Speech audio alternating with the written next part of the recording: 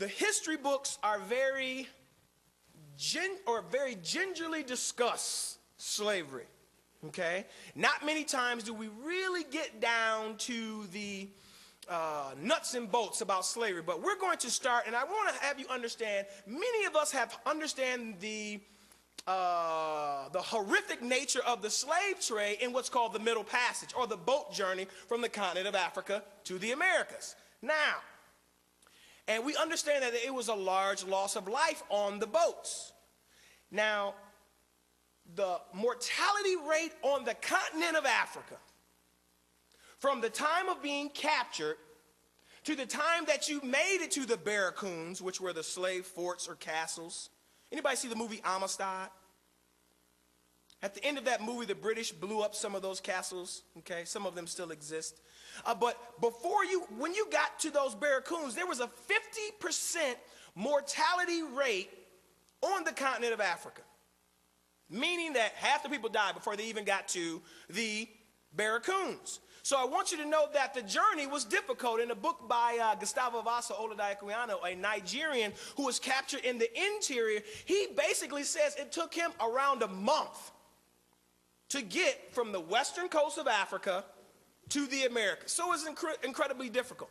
What I want you guys to do as I discuss this part of slavery is try to understand the mindset of the African, because you have to understand his mindset before we talk about the Underground Railroad and why they want to run away.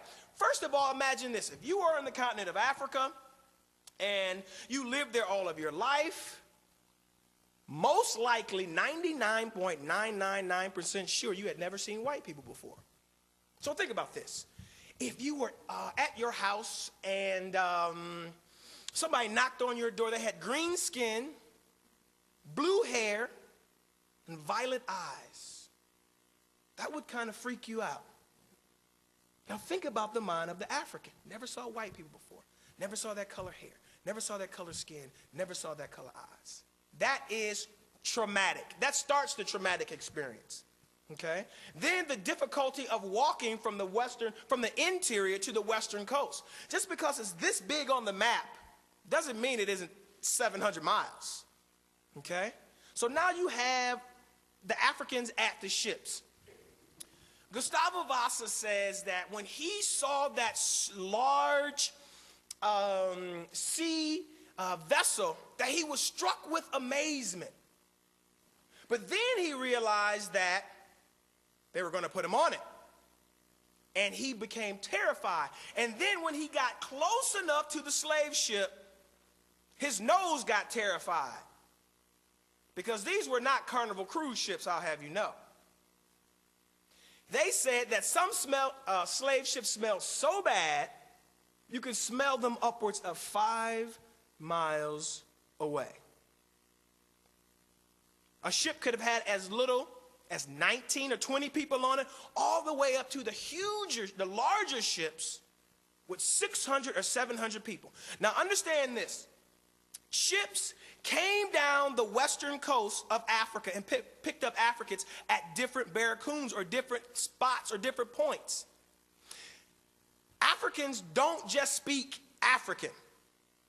They speak hundreds of different languages and dialects of a language. So if you stop 6 times, you might have 6 different languages and many different dialects spoken on that ship. Now imagine the cargo hold. You guys have to get this in your head to understand why is it that these people want to run away. Because you have some people that like to reinvent history and say, well, the darkies, they were happy. We don't know why they ran away. They were crazy. They had it good. They ate the crap off our table. They had a good life. But I want you guys to really understand, why would anybody run away? Why would they put life, limb, okay, their relations on hold or cut them off forever, actually? Okay? So you are on this slave ship, and the temperature on those ships got upwards of 130 to 140 degrees Fahrenheit.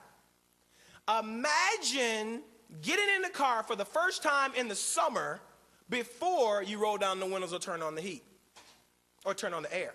Hopefully you don't turn on the heat. I don't know, maybe you like that. Okay? Extremely hot.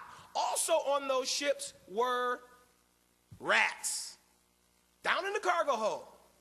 So if you like rats, you were good. But if you didn't, you weren't. There were two ways to pack a ship, a tight pack and a loose pack. A loose pack, on those ships, they had shelves, just like in your kitchen for peas, for corn, for plates, for what have you. You would have one shelf on the smaller ships and maybe 2 to 3 shelves on the bigger ships. And they would lay Africans in a loose pack packing scheme on those shelves, on their backs. Sometimes your head would be in between somebody's legs. Sometimes somebody's head would be in between your legs. Okay? And again, there were no hall passes to go to the restroom. So there was always recorded on these slave ships of 1 foot to 1.5 foot of stuff at the bottom. Okay? Human waste. Women didn't stop working because they were on a ship. We understand that. The heat, the other excretions that a person might make or have on a ship, anywhere between 3 weeks on the shorter trips, all the way up to possibly months if things didn't go right. So you have this, and that's a loose pack. Now, tight packing came into existence when Great Britain came into the slave trading game.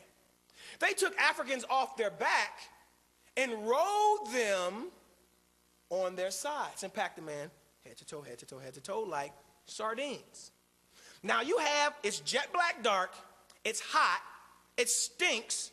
You might be chained to someone that just expired, i.e. died. You got rats on the ship. You got the gook at the bottom of the boat. You have no windows blowing anything in there, no air. Okay? You have people screaming out in different languages that you don't understand. Think about how you felt the first day you went to Spanish class and you didn't understand. Okay? That's the experience on the ship.